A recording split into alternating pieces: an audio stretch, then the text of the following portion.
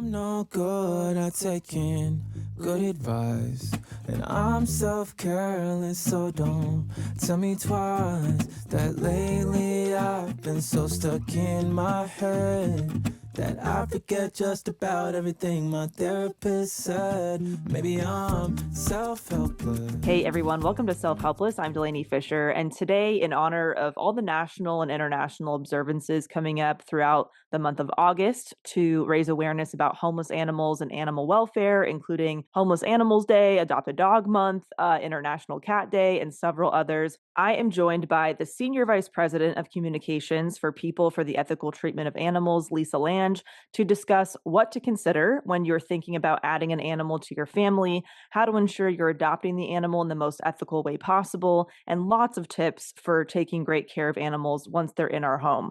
So many of you already know that we are experiencing an enormous overpopulation crisis in animal shelters across the country. Animals are being turned away left and right and left on the streets, especially in big cities like Los Angeles. And we are getting to the root of why this is happening, but more importantly, what we can do about it and the simple solutions that can solve this in our homes, communities, and beyond that.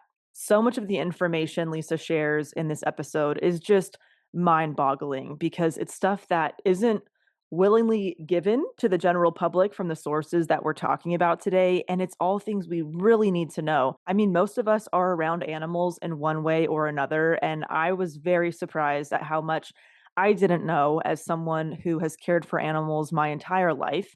So, all of this info will definitely help us and the animals around us in a multitude of ways. And by the way, I have made just about every misstep you can possibly make when it comes to having animals. Pretty much everything mentioned that can be harmful or problematic, I have supported, unfortunately, in one way or another throughout my life. So please know that none of this information is coming to you with judgment.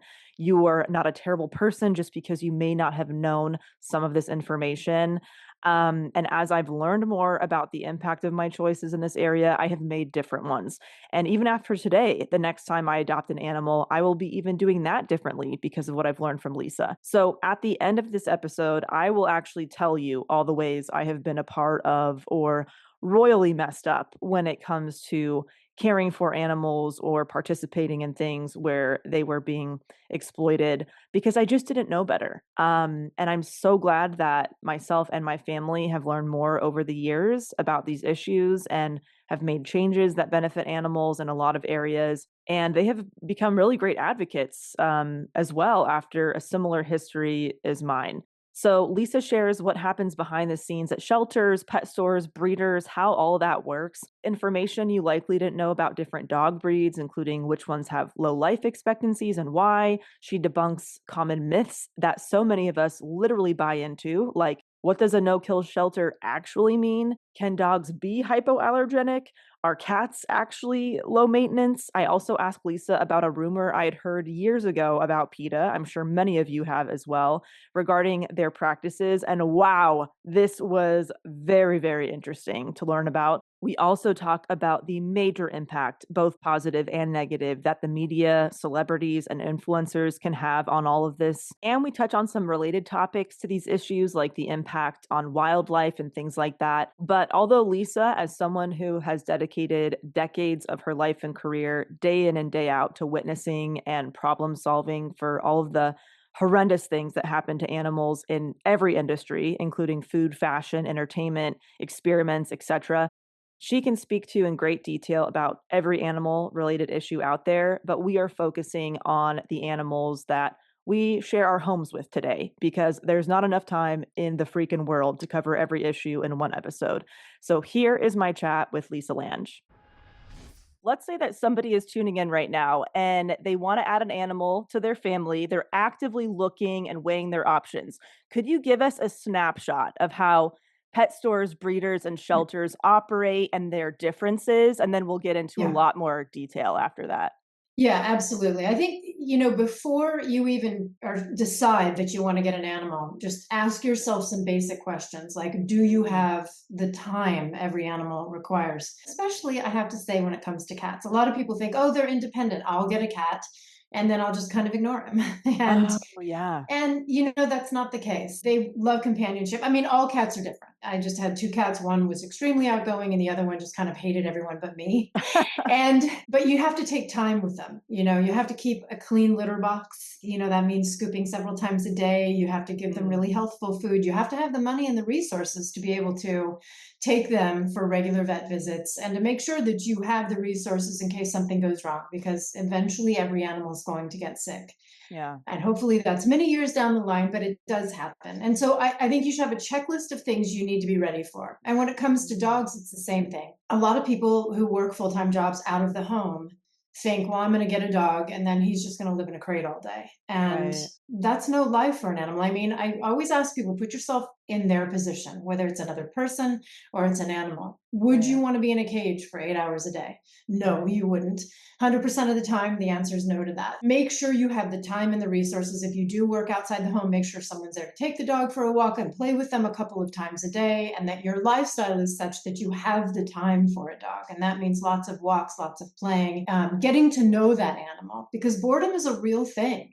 And when dogs are bored, cats too, they can act out in ways. And then a lot of those dogs end up in a shelter because people say, Ah. they're destroying the house, they're chewing the furniture, they're barking all the time. Well, the barking dog is usually asking for something. Anyway, so Mm. that those are all kind of the things we really encourage people to think of before deciding to bring an animal into their home, because although there is an enormous overpopulation crisis, probably worse than it's been in decades right now, it Jeez. still matters that you're ready, because the consequences for the animals, if you're not ready for them financially or with time, is bad. But then say all those boxes are checked and you're ready, and you want to bring an animal into your home. Number one rule is do not buy, do not go to a breeder, and do not go to a pet store. For every animal who is purchased from a pet store or a breeder, an animal who needs a home in a shelter loses that chance. Mm. And say you love a certain breed of dog, you grew up with them and you love, for example, border collies. I'm kind of crazy about border collies myself, border collie mixes, because I adopted a mix. And so I really understand that breed, which needs a lot, by the way. You can find that animal at a rescue or on Pet Finder or at a shelter. There's Right. going to be every breed that you want. At the same time, I would urge people to not get too attached to one breed of dog, and understand that they're all amazing and perfect in their own ways, and it just doesn't matter the breed. What matters is when you're getting an animal, to definitely adopt from a shelter. We recommend going to open admission shelters, and that's usually your city shelter.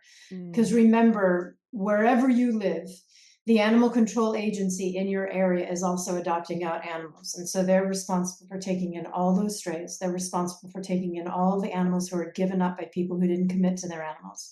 So Yeah. the job that those animal shelter workers have is a daily heartbreak. And so to help the animal who needs a home, remember, you're also helping those people. So that would be, we need to stop breeding animals, cats too. I would also recommend, if you're in the market for a cat, adopt two and look at the adult ones. Not that there's anything wrong with kittens. There's nothing more squeezable than a kitten.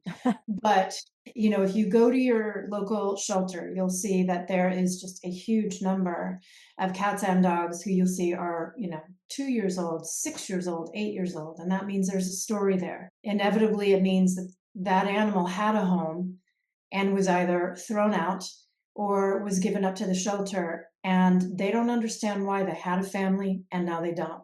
Mm. And so I really recommend, if you can, go in and adopt an older animal Yeah. if you're, yeah. Absolutely. And what about the opinion, well, the animals in pet stores and breeders, they need homes too. So why Mhm. can't I just do that versus go to a shelter? What would you have to say to that? Yeah, it's a supply and demand thing. If Right. we if we keep buying dogs, they're going to keep breeding dogs, Right. and so we have to stop. The animals who are being sold in pet stores will be fine without Mm. us buying from them. They'll just stop breeding them if people stop buying them. And if they don't stop buying them, they're going to keep breeding them, which means that animals in shelters are going to continue to remain in shelters or be turned away and remain on the street. It is a deadly game for them. Right. More and more, although we're starting to see a sea change here, which is excellent. PETA supports open admission shelters.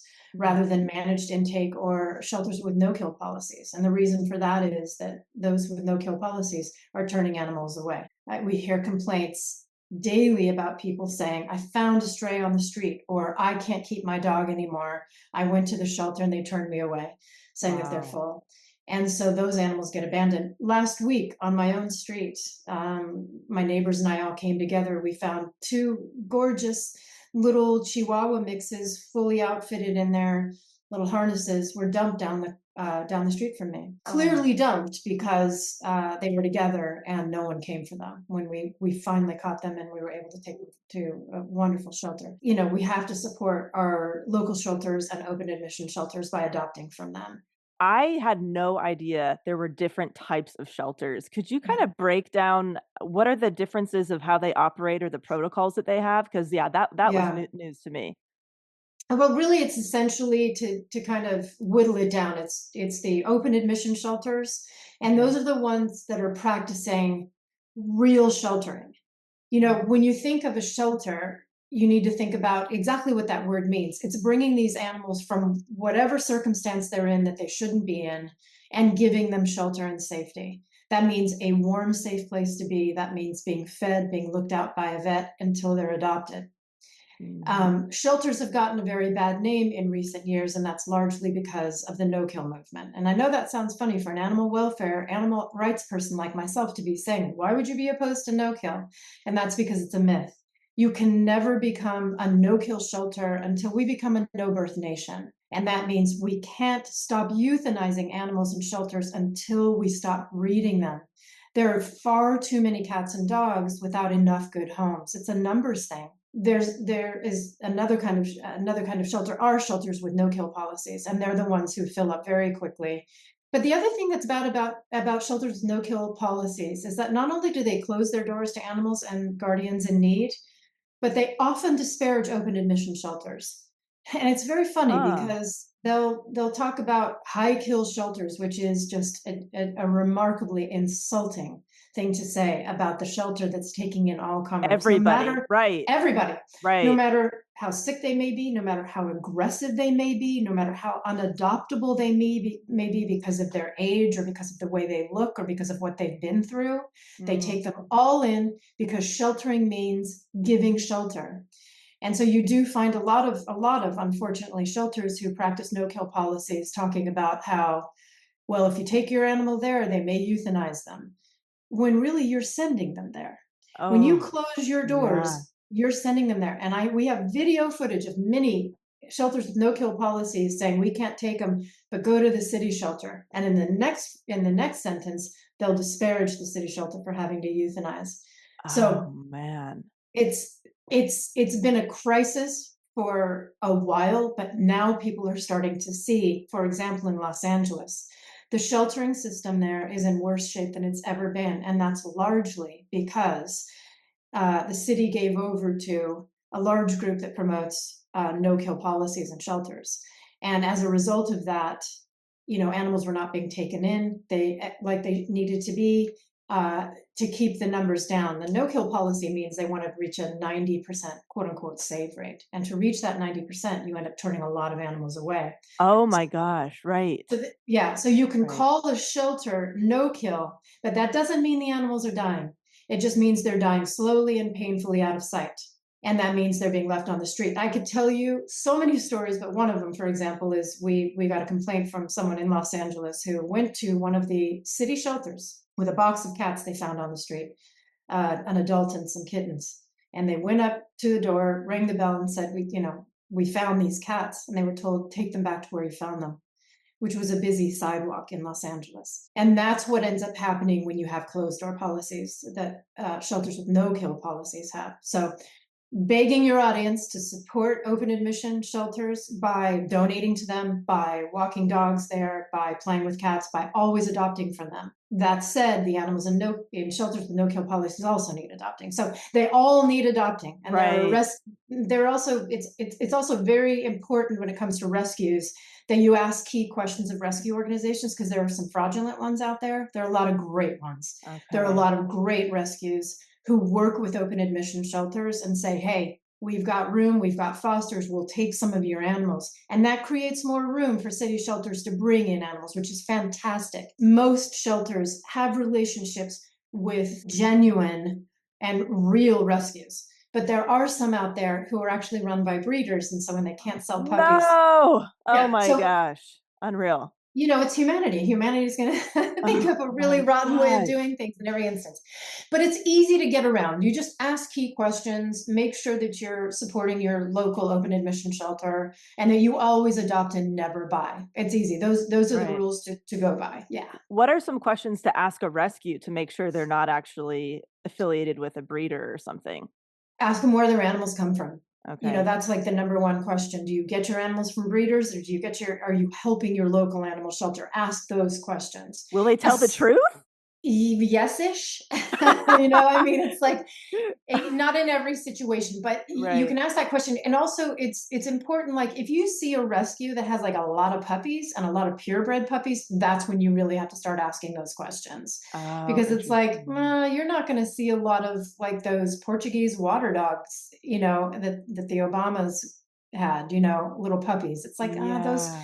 you got to start asking questions when a rescue looks like that. But if there's a rescue that has all manner of dogs and cats of different ages and mutts and some purebreds, and if you can also call your local open admission shelter and say, do you work with this rescue? Do they help you by taking some of your animals for foster? Mm. Then that's a good way to find out too if they're a legitimate rescue.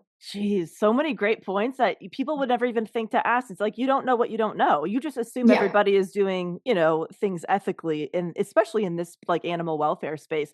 But yeah, it makes sense that I guess some adoption places are, it's almost like they're curating dogs, right? They're curating who they think is adoptable. You often see like all the little small ones and not many big ones in certain places. And then you hear, and maybe as the public hears, oh, they don't kill animals there. Let's support them. But what Exactly. they don't hear is that they're turning them away to either go to shelters that have to deal with everybody or putting them back on the street. And like you said, it seems like there has been this collective shift towards adoption. Like I think it's hard to find anybody who hasn't heard the slogan adopt don't shop and understands some of the benefits. And so you answered my question of like, how are we still in this huge like overpopulation shelter crisis? And it makes sense that this whole no kill concept that is not super transparent is a big part of it. And does that mean if a certain shelter has a lower percent kill or, euthanasia, does that mean they get more funding or something? I think one of the biggest problems is that when you have a no-kill policy,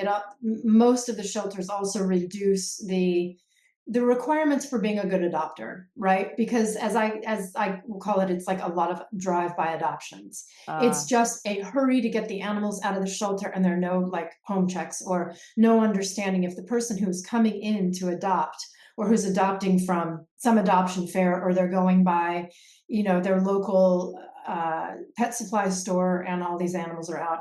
And so a lot of people, they're just saying adopt, adopt, adopt.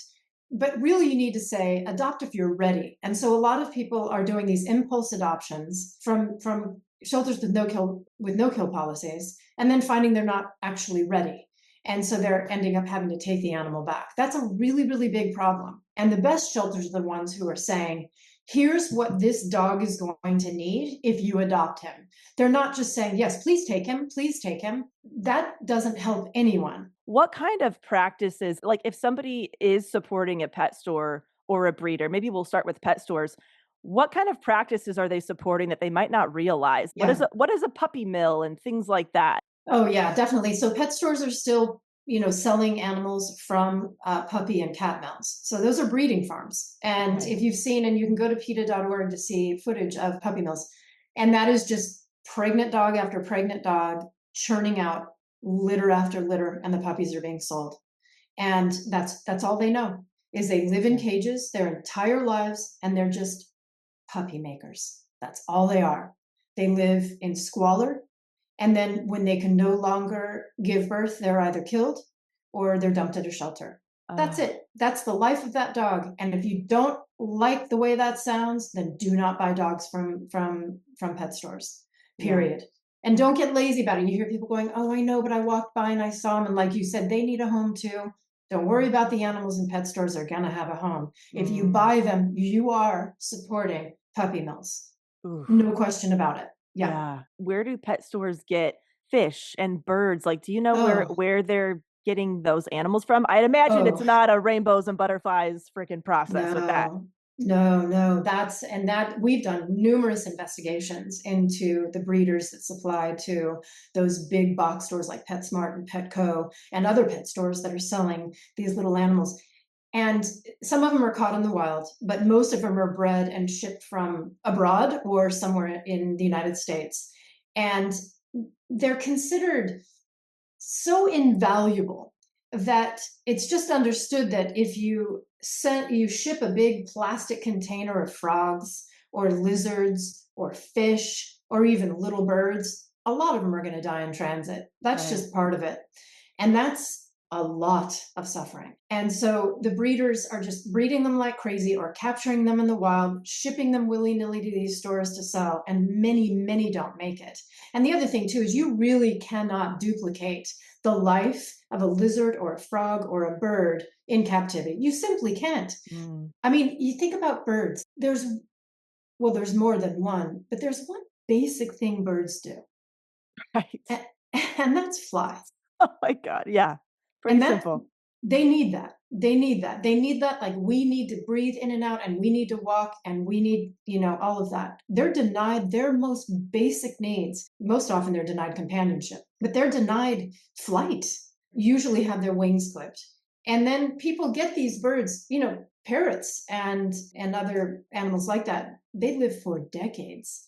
And people complain they scream all the time. They scream all the time. Why do you think that is? They're Mhm. incredibly intelligent and living in a cage all day long that's barely big enough for them to be able to spread their wings is Right. incredibly boring and frustrating for an animal who is so smart, just has the natural desire to fly and to explore and to be with other animals of their kind. Right. That's why I love, I'm from Southern California. And so the parrots in Pasadena and throughout, Oh someone yeah. freed some parrots many years ago. Yeah. And so now I hear them and I'm like, oh, that's exactly how they should live. It's true in San Francisco too. So there are just like these free parrots flying. And it's fun when people come to Southern California and go, what is that? And it's like, oh, those are our parrots living the Yes. way they should. Yeah, Yeah. one of my best friends lives in Pasadena and told me about the Pasadena parrots. That's fascinating. What do you think the obsession is? Like, what have you have found to be the obsession with types of breeds of dogs? Because I definitely hear, somebody's looking for a certain type of temperament, or, Yeah. they hear that a dog is hypoallergenic or something Mm, that leads them down that path of getting a purebred, quote unquote. What's going on here? What are mm. the misconceptions around all of that? There are trends with clothing, there are trends, with hairstyles, and there are trends, unfortunately, with dogs and cats. And so Yeah. people just like, oh, the most recent dog. And this is, and, you looked at when they made the movies Beverly Hills Chihuahua, we were like, oh no. And we asked the filmmakers to please put out a warning because when someone sees like pugs in Men in Black, or Oh, the right. most amazing recent thing was dire wolves in Game of Thrones. Everyone went out and bought huskies, not Oh, knowing that yeah. A, they're not dire wolves, and B, these animals are mouthy. They make a lot of noise. They need a lot of attention, a lot of exercise. And so, as you probably know, shelters around the country were inundated and still are, by the way, with huskies. And it was because of the dire wolves obsession because of Game of Thrones, for which Peter Dinklage helped us by sending a message out to the world saying, do not buy huskies. Yeah. But so there are always these trends with animals, and it could be because someone super famous bought a dog, or because an animal is in a very popular television show or movie. And so then people all of a sudden want that animal. And they don't often do the research. It's like, if you wanted a pug because of Men in Black, you realize these are these bib dogs, the ones with the smushed noses that have huge breathing issues. It's pugs and Frenchies, Mm. and bulldogs.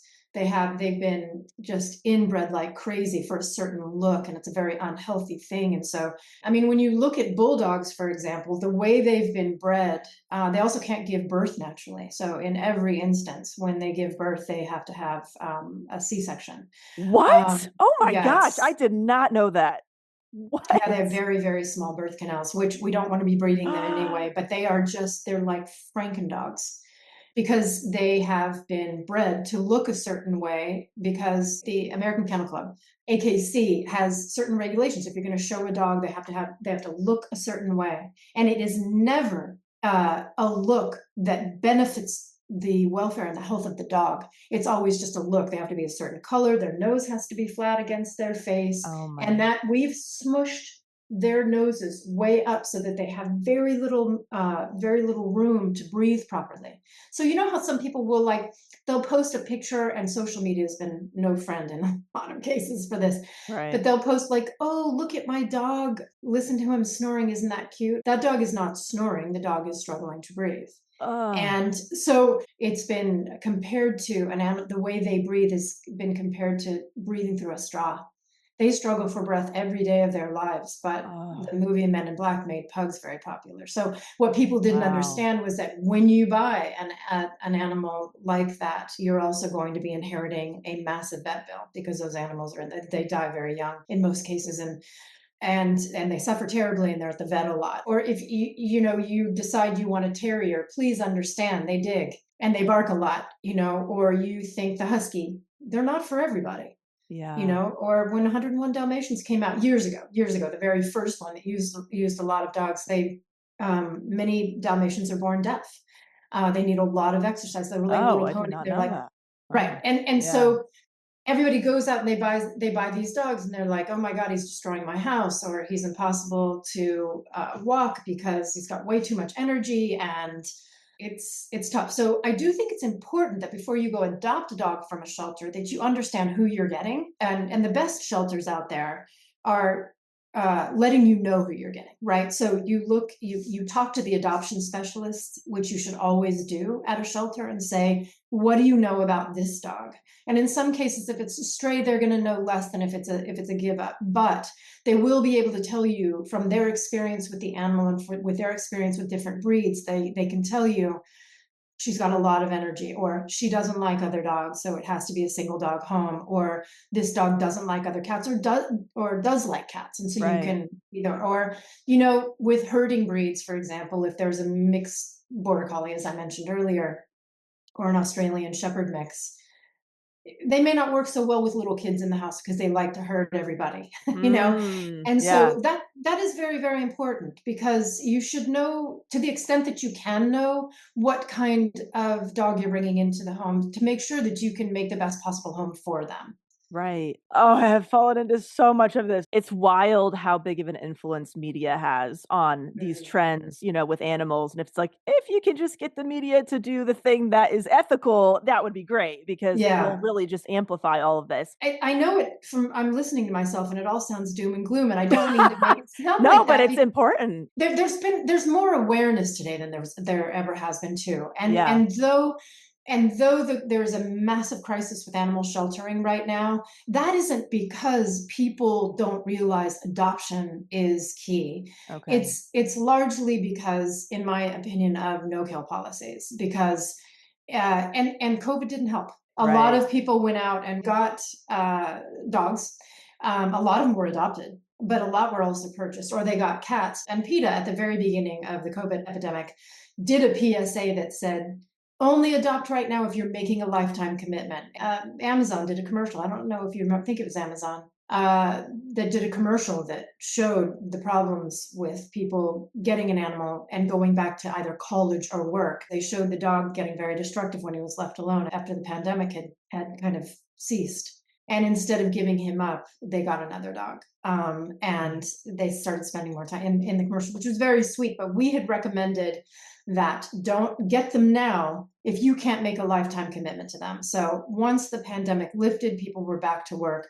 the shelters had a lot of dogs and cats dumped at their doorstep. We're hearing about the number of dog bites and dog attacks going up because a lot of shelters with no-kill policies will adopt out any animal, whether or not they have a bite history. LA Animal Service has been sued and is in several lawsuits right now for adopting out animals who have bite histories. Oh, But the wow. idea is we just need to clear the shelters. And there is even an event called Clear the Shelters. Your goal shouldn't be to shove every animal out. Your goal should be to make sure the home they're going into is a good home. It's not any home, it's a good home. And we took our focus off quality of life. At some point, we decided that the 90% adoption rate or save rate is more important than the quality of life for every animal. I remember growing up that if you saw a cat out on the street, you went and tried to knocked on every door to find out if it was Mm. them who lost their cat. You didn't see outdoor cats because we all knew that is dangerous for cats to be outside. Yeah, the average lifespan for a cat that you put outside is about 3 years, to one that lives inside lives for about 15 years. Wow. That's, averages. And so in a rush to get animals out of the shelter and become no kill, we have a crisis of outdoor cats.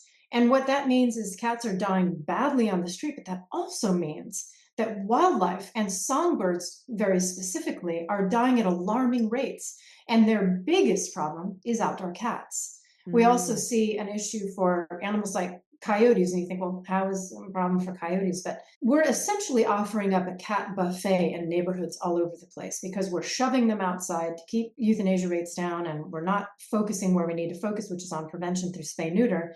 And so coyotes are like, all right, I'll take a visit into your neighborhood if you're going to be Yep. feeding me the cats. And so then all these people scream and yell, they came into my neighborhood, they killed my cat. And then war is declared on coyotes. And the Mm. same thing happens with raccoons. If you put food out for an outdoor cat, the coyotes and raccoons and possums, they don't go, oh, I'll skip that because I know the That's not cat. for me. Not for me. Yeah. That's not how it works. So you see more wildlife coming into our neighborhoods, and then people are getting angry about that. And what people need to know in California specifically, if an animal is captured, if you set a trap for a raccoon or a coyote or whatever, they're not relocated. There isn't some sweet place for them to go. They're killed. Ah. So keep your cats indoors. Keep them indoors for their sake, but also keep them indoors for the sake of wildlife that we live with and have every right to live. On average, an outdoor cat kills 6 animals a day. You don't see it. They will retrieve them and bring them as little gifts for you occasionally. Yeah. But on average, they're killing 6 animals a day. And that's not fair. It's hearing you talk, I realized like I've witnessed all this. Like my dog Goose, he got dumped at a dog park a few years ago and we brought him in. Like I'm hearing about how, me being on the receiving end of a dog that way is part of this issue, and me walking through my own neighborhoods through the years and seeing dead cats everywhere in the street, getting hit by a Yeah. car, or on the sidewalk where they were eaten by a coyote, and Yeah. thinking, wasn't that just so easily preventable if that is Yes. someone's cat, that you can just keep them inside and then, I don't know, walk them on a leash or something for outdoor Yeah. play, or protect their outdoor playtime somehow. But that is a mind-blowing stat that a cat might live a few years outside versus 15 years inside. It's just a very simple fix, it seems, right? And just so Yeah. devastating. So the people that, are thinking about the breed thing still, like, well, I want a dog to have a certain temperament because I have kids at home or stuff. I mean, Mhm. there's so many options now, right? With like Pet Finder and all these breed specific rescues and Yeah. stuff like that, that they don't need to go purchase an animal. And then is the hypoallergenic thing, is that true? You'll have more information than I do, Lisa. That I read a research study that they took samples from different people's homes, people who have quote unquote hypoallergenic dogs, and then they took samples from people's homes that have non-hypoallergenic dogs, and the samples found that it's the same amount of allergens and the same amount of dander and all that stuff in these homes. What's going on there? Yeah, it's just a very well marketed idea. It's just another way to be able to sell a dog, but it is total bunk. Wow. Yeah, and I would die if I was allergic to animals, and there are people who are allergic to animals, Right. absolutely. But the solution isn't to uh, get a quote unquote hypoallergenic animal, because that just doesn't exist in the world. I mean, I think if you want to spend time with an animal and you are allergic, and I have friends who are allergic to have found ways through filtering the air or volunteering at a shelter and walking dogs where you're outside the whole time. Do you know what I mean? So Yeah. that's a good way to solve that. But Gotcha. yeah, so it's bunk.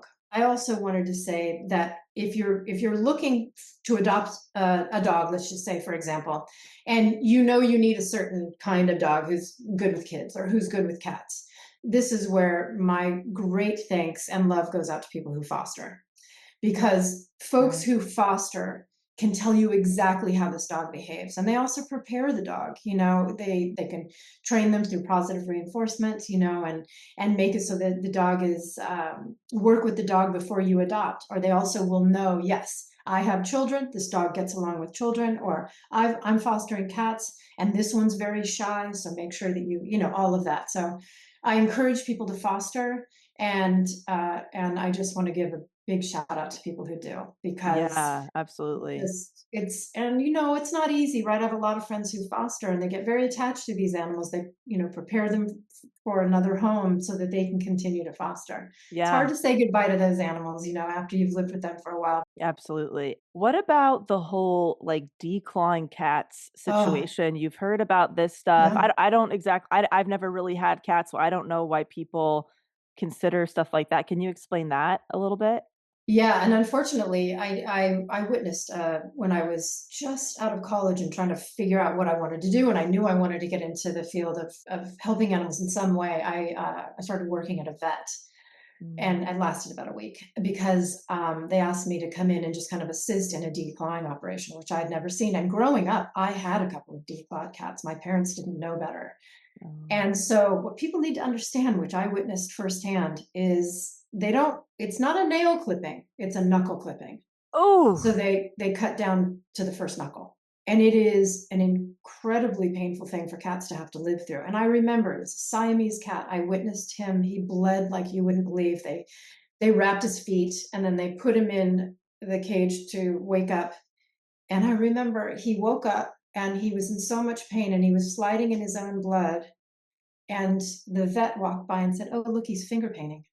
Oh my And goodness. I quit that afternoon. And that was a huge eye-opening experience for me, as you can well imagine. So I think people need to understand that it's not like, getting your nails cut. It's a surgery that cuts down to the knuckle. It's ridiculous. Cats have claws. They need them. I Yeah. mean, if you and I adopted a declawed cat, an adult cat from a shelter when I was living in Louisiana, and she suffered her entire life from it. She limped on one foot, and also declawed cats often become biters because they don't have that natural self protection that claws Mm. provide them.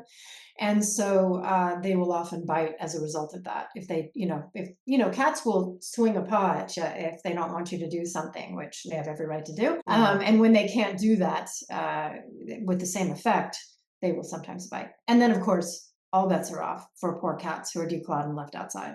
Because one of the things they do with claws is they climb trees, Oh, or they climb cat trees inside. The other thing I wanted to mention with you yeah. for indoor cats, besides toys and spending time with cats, is there's always the option to build a catio, which is so amazing, because Mm. essentially what you're doing is you just kind of build an extension outside your window, and this can be done on a small apartment window too. It can just be almost just like a cat box where they can walk out, and it's all screened in. And the Oh, biggest, most nice. elaborate catios, and you can see one on our website. Wendy McClendon Covey, wonderful actor, Yeah. she has this elaborate catio in her backyard that she had built that just extends out. It's like a porch. It extends out and it has these elaborate cat trees, and so they get to experience the outdoors without the dangers of the outdoors. Yeah. So there are ways to really entertain your cats, to give them access to the outdoors. For our last kitty, we took him on supervised walks in the fenced-in backyard, but then also started taking him on walks with a little harness and a leash. And he Right. was he was 15 when we started doing the walks, and we did that because he lost it. We His brother died, and we wanted to take him out and give him new things to concentrate on. And he took to it at the age of 15. So Yeah. lots of things you can do. Yeah, that seems like a great happy medium. Your cat's getting outdoors and experiencing that, but you're not leaving them out there to potentially Right. get eaten or run over or something. I mean, Right. even the term declawing is so misleading because somebody's Mhm. thinking, "Oh, they're just taking the nail out or something," which Yeah. is still not cool. But the fact that it's an amputation, Yes, it's an amputation. it's not a nail. What about the whole, I know some people dedicate their time to catching and releasing cats, like to catching them to spay and neuter and then putting them back out there. Have you found that to be helpful with the overpopulation stuff? Kind of No. There are a lot of TNRs, it's called trap, neuter, and release advocates who okay. are starting to reluctantly say it's really not helping keep the population down. Oh, And wow. I have to say, there are a lot of people out there who practice TNR who are doing it for all the right reasons. Yeah. And it is simply to bring the population of cats down.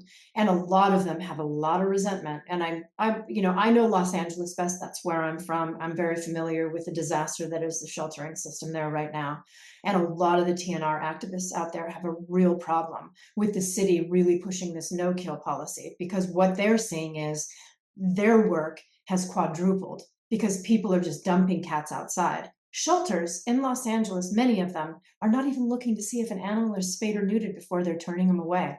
So Mm. imagine what that's like for these activists out there who are practicing trap, neuter, and release, and they're finding more and more and more cats. They can't keep up. They Right. cannot keep up.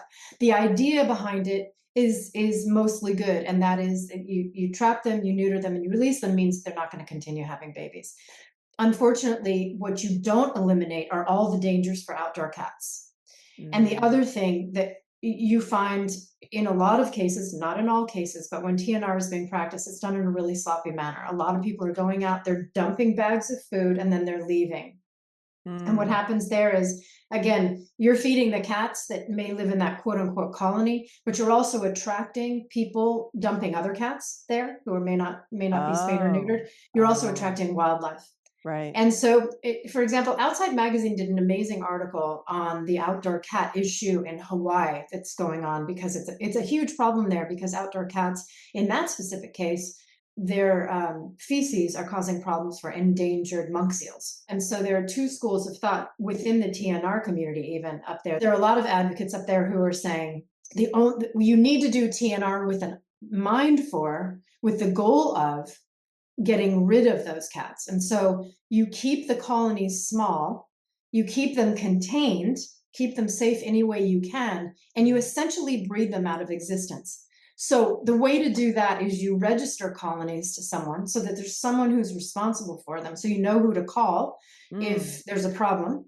You make sure that they do get a vet visit and that any new animals, new cats dumped in that area are taken to the shelter because the goal should always be not to maintain outdoor cats and cat colonies, but to reduce their numbers until they don't exist anymore Right. for the Right. sake of the cats and for the sake of the wildlife they kill.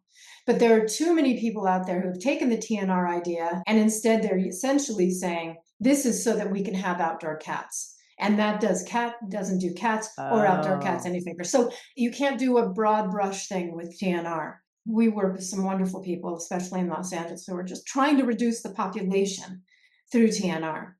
Mm. And our hearts go out to them because it is an uphill battle right now. And so if you could snap your fingers and solve this overpopulation crisis, how can we help? Well, the thing is, we can't adopt our way out of the crisis. We Yeah. have to reduce the number of animals being born, which means that every city needs to ban breeding across the board, across the Mm. board. And Los Angeles, there are no pet stores, so that's a good step in the right direction. But you also have to make it very easy to spay or neuter. We need free and low cost clinics on every corner. We need them. Mm. And so Los Angeles, for example, took their eye off the prize. They started making it, we're going to become a no-kill city without doing the work that goes into it. We can't become a no-kill nation until we become a no-birth one.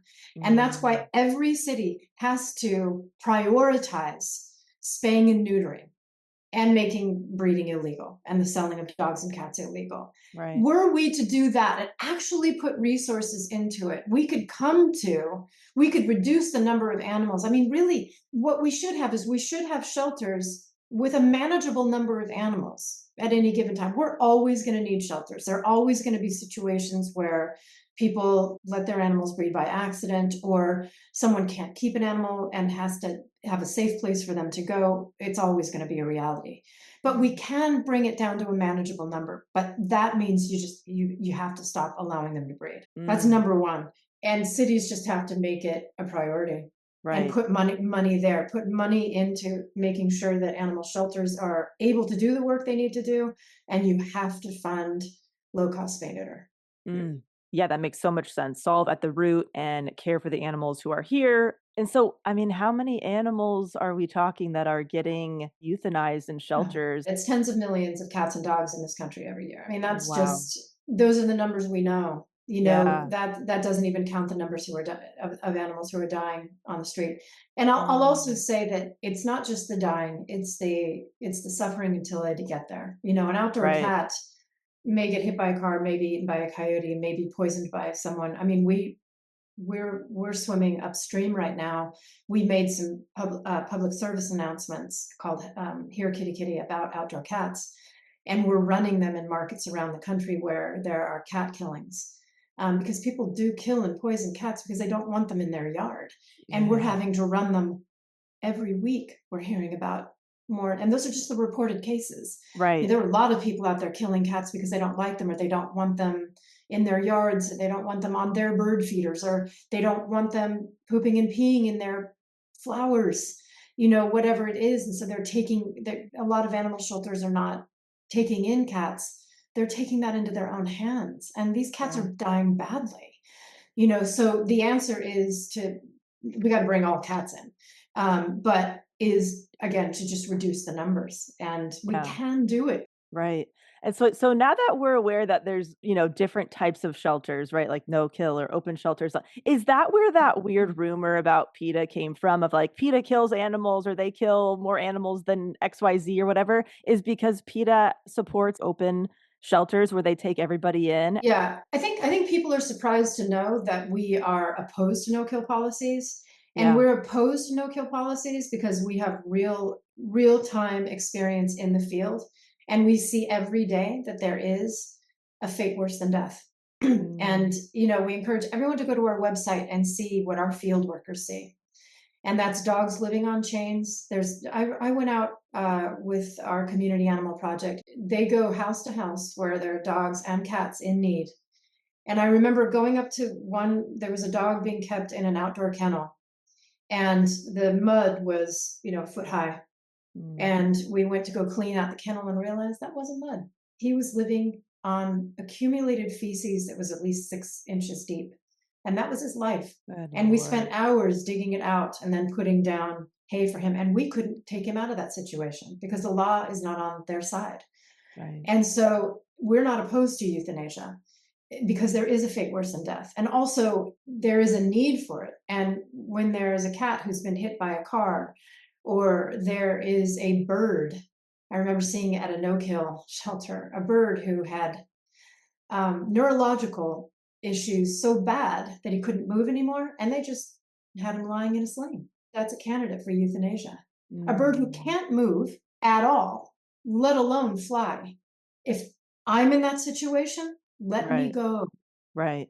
But I'm a big believer in euthanasia for human beings as well. I think that there's a point where you recognize that the suffering is overwhelming and it's time to let that, where all animals go. Right. Right. So unapologetically, we are against no-kill policies because we're in favor of recognizing that there is such a thing as quality of life.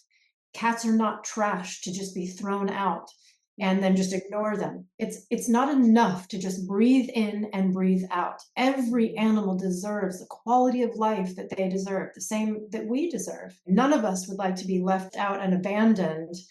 We just have to remember that. And Right. I encourage people too to just think of, if you wouldn't want that to happen to your own animal, Yeah. don't let it happen to the cat you don't know. There is no difference between the dog who I share my home with and the dog who's just left out on the street or who lives his entire life in a crate, except, how I feel about him. I love my Lily. I know her, but she's no different than the animal who's living on a chain who is lonely and cold in the winter and overheated and consumed by ticks and fleas, that's not a life. Thank you for clearing that up because I just think there is a lack of research and fact checking these days where you hear some Mhm. stupid rumor on social media and then people don't actually look into it. I'm curious to know, where do you think the line is with like training animals to do tricks, right? Like, maybe you train your dog to sit in your home versus there are entire businesses and companies that train animals for profit, whether it's the companies that rent out animals for TV and film or other businesses of that type. Where is the line where, okay, this is actually getting problematic because now I'm profiting off of an animal who has to behave a certain way? Yes, for sure. And I work with our animals in film and television division. So I do a lot of this work. And we've done two Mm, investigations into compounds that train animals for work in movies and television. yeah. And it's funny too because you'll see some of these trainers say, "Well, I got the dog out of a shelter, so they're shelter dogs. I saved their life." And I'm like, "Yes, but now they're living in a cage on your compound." Right. And we have uncovered that in to train cats, for example, to respond to treat training to get them to do something on cue, which you have to do. If they're being used in movies, they'll reduce their food. They'll starve them for several days to keep them hungry, or to even make them lose weight to look a certain way. Um, so Jeez. so what we urge producers and directors and writers and showrunners and all the rest to do before you get a trained animal is to visit where they come from and ask them how the animals are trained. First of all, we ask people don't use real animals in movies and television because Yeah. inherently it's cruel. And what we are starting to see a really great trend in that area is what we say to filmmakers and showrunners is if an animal is comfortable, use someone's companion animal, like Bradley Cooper did in A Star Is Born. That was his dog. So the Oh, dog, yeah, yeah. the dog got to Nice. come to work with him every day. And so that was great because Bradley was with his dog and the dog got to do fun things. And so we're starting to see things trend in that direction. We're also starting to see so much CGI and AI and animatronics being used. So Yeah. this is going in the right direction. That's great. But Yeah. what you have to decide, is the training being done for the animal for the welfare of that animal? That's kind of, I think, where that's the line in the sand. And Right. so training your dog through positive reinforcement, which means like just having a lot of fun with them and doing it with their favorite treats. Or I had a dog who didn't care about treats, but if you were just like giddy over them doing something right, she would do her happy dance. So just figuring that out. And if you have a dog and you want to train them, it should be with an eye for keeping them safe, right? So if you're walking with them, that they come if another dog comes, or if you're in a dog park, that they'll come if you call them, or if you're taking a hike on a trail, that kind of thing, right? Yeah. And so it should be for their welfare. If you're training an animal because you want to make money off of them in a movie setting or that kind of thing, chances are corners are going to be cut when it comes to the way it's being done, because on a movie set, as most people know, everything's in a hurry. Time is money. They need to Yeah. do their little thing on cue, and oftentimes they're being asked to do something that could be painful or unnatural to them. And definitely, no wild animal should ever, ever, ever be trained for movies and television, and of course circuses, because Yeah. that is asking them to do something that is totally unnatural to them. And how that's usually done is through fear. And elephants, for example, are beaten with bull hooks. We did an undercover investigation at a training compound where a tiger was whipped 19 times in the face and body to get him to Jeez. perform for movies and that kind of thing. So a total prohibition on training wild animals is absolutely necessary. And when it comes to cats and dogs, especially dogs, I mean, cats, anyone who knows cats, they're like, "Are you kidding me? You want me to do what?" So no, we shouldn't be doing that. Yeah, and I'd imagine similar issues are found in industries like horse racing, Yeah. rodeos, marine Oh yeah. parks. I mean, horse Oh and yeah. carriage stuff, that Yeah. snow race with the dogs, Iditarod. I mean, like, Oh anytime animals are being forced to be a performer, there's gonna be some issues there. yeah, Yeah, absolutely. right? Yeah. It's never Yeah, done with their welfare in mind. right. The Iditarod just passed 1,000 miles and was even made longer this year. A dog died during the race and she was pregnant. More Oh, than 150 dogs have died during this race. right. They're run to exhaustion. It's got to stop. We are going to stop it. It's just, I mean, they've lost all their major sponsors because of our campaigning, and people are understanding that it is cruelty to animals to the nth degree. Right. I noticed that you use the term companion animals instead of pets. Mhm. Is that Mhm. intentional? And do you think language impacts the way that we treat animals? Because pet does have like a weird objectification type of vibe to it. Like Yeah. you exist for me to pet you and touch you. And but I'm curious to know Yeah. what your thoughts on that. Yeah, I do think language matters. You know, Yeah. if you insist on calling a dog a pet, but you take him for all of his walks and you take the best care of him, I've got no issue with you. Right. But the idea is that they're companions and and as a result they have their own needs, they have their own desires, and it's very important that we recognize. I think pet has the connotation that something that you own, and like you said, it's just Mm, like you own them and you regard them in a certain way, whereas if you call them a companion, I think you potentially regard them in another way. I squirm a little when people, they refer to their animal as it. And it's a little being, and they're just little things that you can do to indicate to people out there the value of animals, that they have value, they have lives of their own, they have desires, they love, they do, they have loyalty, they have all the things that we have. We're very different from them, right? mm, Just as I'm different than my husband, I'm different than a child, I'm different than an elderly person, they're different from us, but they're like us in all the ways that matter, and we right. just have to see that, to recognize that in each other and in them. And I think language matters, but more than that, action matters. Yeah, it's the, instead of you exist for me and, like, Yeah. my entertainment, we're all animals and you're here too. Let's all Yeah. take care of each other. And I'm curious your perspective on this. People seem to feel differently about animal experimentation when they find out it's not just, mice and rats being tortured and killed for experiments, right? And they find out, "Oh, wait, it's happening to dogs and other Mhm. animals." They seem to end up caring more about that. Could you explain, like, from your perspective with what you've seen is what do you think is going on there, and what is the reality of animals getting tested on? Yeah. I'm happy to say we're making huge strides in the animal testing area. I Yeah, think, after decades and decades of cancer research on mostly mice and rats, yes, we've solved and figured out cancer in mice and rats, but we're no closer to a solution for human beings. And that ought to good tell you point. something. Oh my gosh, good point. Yeah, yeah. I mean, it was the head of the NIH, the former head of the NIH, who said that. Francis Collins said that. So he's like, we have a better understanding of cancer in mice and rats, but we don't have it in people. And that's because we've been squandering money and resources. And animal testing is a business like anything else. There are the people who breed the animals, that make the cages. There are the researchers who continue to get funded to do the same thing over and over and over and over again. And Right, it's kind of this inertia. They're not pulling federal funding from these things. They're just rubber stamping the same experiments that have been happening every year, to the detriment, of course, of the animals, but also human health. And right, but we're starting to see researchers break through and say, I want to do research that actually helps humanity without hurting animals.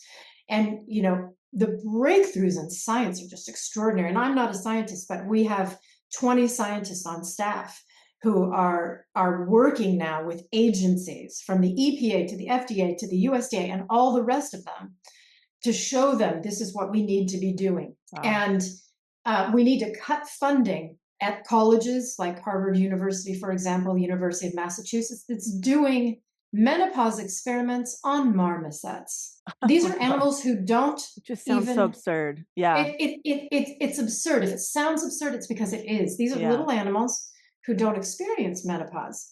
But I'll tell you who does: human females who are willing to talk to you about what they're going through, and who are Right. willing to tell you, I go through menopause and this is what I feel, from hot flashes to whatever. There are plenty of us out there, Oh 50% of the my god. population plus, willing to talk to you about experiences going through menopause. But this researcher continues to make money doing the same thing over and over and over again at the University of Massachusetts and at Amherst. And so we need to cut the funding on those experiments. The thing is, like, naturally people are drawn to the animals they know, and people know cats and dogs. So I Right. don't resent people for that. It is kind of a door that you open to people and see, yes, these sweet beagles, 2000 that we saved from in Vigo, back east, that were doing horrible experiments, and we uncovered that in an investigation that we did. That does open people's minds to exactly what's going on in these laboratories. And my hope is that when you realize the dogs suffer in the way we documented, you also take a look at rats and mice, because though we're less familiar with them, they're as capable of suffering. They care about their families. They feel pain when they do these experiments where they're these hot plate experiments where they put their feet on hot plates, or they put them in beakers of water. It's called the despair test, and they Oh, just wait to God. see how long they're going to swim until they finally give up. And that's supposed to somehow help with people with depression. Yeah. No, I think to help people Right. with depression, you work with people with depression. You fund programs that are helping people with depression and Right. other issues like that, who need the help and who need the funding. You don't Right. drop rats and mice in beakers of water and go, oh, look, can you give me my money for my study that I'm doing the same thing over and over and over again? But people are getting wise to this and understanding that, these animals don't deserve it. There are better ways, that actually work, that don't Yeah. involve animals. Testing a drug on a mouse isn't going to tell you how it affects a human being. More Right. than 95% of drugs that are put on the market after being tested on animals have been withdrawn because they don't work on human beings. And in some cases, they can be deadly. Oh my gosh. Who'd have thunk it? We don't have the same going on as a rat, that we we Exactly. need different stuff. Oh my gosh. Well, this was incredibly helpful. Lisa, is there anything that you would like to leave people with about this specific topic that we didn't cover today that you think is important to mention? We covered a lot. I mean, I think I would just repeat, and that is that, please always adopt. Talk to your friends about it too. The more we talk about it, the more we'll get done. And we also just recently launched a website that really dives into the issues of no-kill policies. Mm, And it's on our website at PETA.org. And I recommend everybody go there to understand what open admission shelters are battling with right now, volunteering at them, always adopting and donating to them, and never, ever, ever buying from a breeder or a pet store. And yeah, I think perfect. we covered a lot, and I appreciate it. Thank Awesome. you so much. That's a lot of ground, but Yeah. people should be encouraged because we are headed in the right direction for the most part. Yeah, yes. A lot of strides have been made, and this was such good information for people. I appreciate it. Thanks so much for having me on, Delanie. Thank you again to Lisa for sharing all of this with us today. I hope you're able to take this in and share it with your friends and family. And again, no judgment. We are not expected to know as much as the experts who work in this space day in and day out. But now that we do have more information, we can start to make these shifts. All right. So I promised you I'd tell you some of the ways I have contributed to these issues and what I'm doing or will be doing differently instead. And really, I have too many mess ups to count in all the areas of animal issues. So, again, just focusing on animals in the home, basically. All right, here goes. And, this stuff is ranging from me being a little kid, not understanding any of this stuff, to being an adult who was misinformed or, just didn't do my research with, I'm sure, a dash of willful ignorance. I unfortunately fell into the wanting a pug after the Men in Black movie came out and we bought her from a breeder. I actually forgot that's why I wanted a pug until Lisa mentioned that. I got a puppy from a pet store, actually, probably a couple puppies throughout the years. Remember that teacup chihuahua trend? Yep, fell for that one. We had a Dalmatian for a few days. We had to return her because she was too hyper for the home. I bought a pig from a breeder when I was in college and was told that he would stay small for a pig. So stay around like a medium dog size.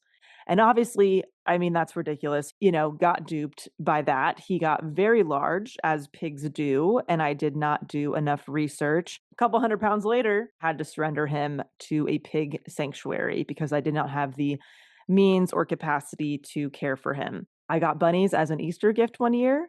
Now that I know animals should not be given or received as gifts because they're not an Xbox, will not be doing that ever again. They are living beings. Okay, moving on. We had an outdoor cat that we didn't spay, so she got pregnant and gave birth in our closet to a couple babies who then also became outdoor cats. And the list goes on.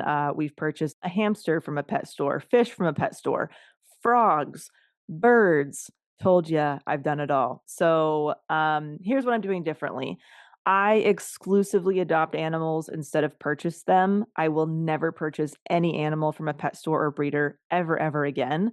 And neither does my family. We just didn't know. And unfortunately, when something is legal, we don't always tend to question the ethics of that, right? As we can look back on history of all the terrible things that were legal and no longer are. So I have 2 dogs right now. I already told you about my dog Goose, who was dumped at a dog park. We're not sure where he came from. We were glad we were able to take him in. And then my dog Maverick, I adopted from a no-kill shelter. So the next time my husband and I adopt a dog, we will go to an open admission shelter because we just didn't know what that actually meant. So I'm really glad to have that information now. And since we touched a bit on animals and entertainment, I'll share a few tidbits about that too. When I was a kid, I requested to have a reptile party in the backyard. So someone brought animals to us, to hold and take pictures with, and they were all in crates and cages. And I can't imagine the horrible things that happened to those animals. I think as a kid, I also had a donkey party. No, a pony probably for pony rides. I've been on a horse and carriage ride. I've been to a rodeo. I've been to zoos, aquariums, marine parks. Again, I've done all the stuff, you guys, where animals are, either stolen from the wild or bred in captivity, live miserable lives in confined places, and are poked and prodded and worse. I've swam with dolphins. I've had a fish pedicure. Oh my God. It's all just so fucked up. But I understand now what happens to animals who are exploited and tortured and die for entertainment and services. So I don't support any of this anymore. You will not catch me buying a ticket to any entertainment or service that involves an animal. However, I do support reputable animal sanctuaries now, which is really cool. You can still go see animals. You can often pet them. They have them all over the place. So when you're traveling, you can visit a local one if you'd like. I now give my money to people who solely rehabilitate and care for animals and give them sanctuary in that way after doing pretty much the opposite for most of my life.